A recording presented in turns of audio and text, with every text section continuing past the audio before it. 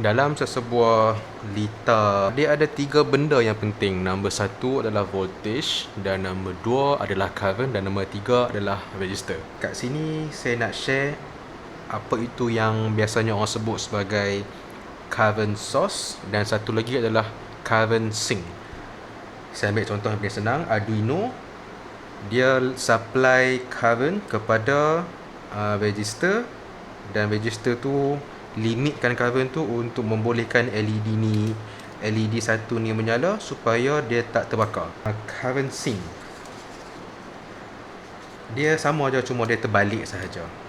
Yang tadi Arduino supply current, supply 5 volt. Sekarang Arduino tu yang jadi ground.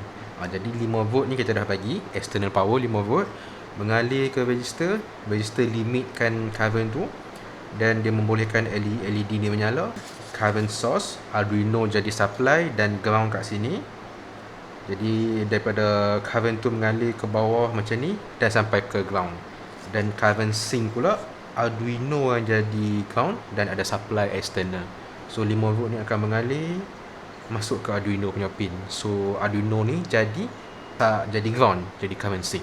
Tapi kena ingat, setiap Arduino ke ESP ke dia ada sendiri dia punya current source, maximum current source dan juga maximum current sink. Yang ni kita tengok sendirilah dekat dia punya data sheet akan ada.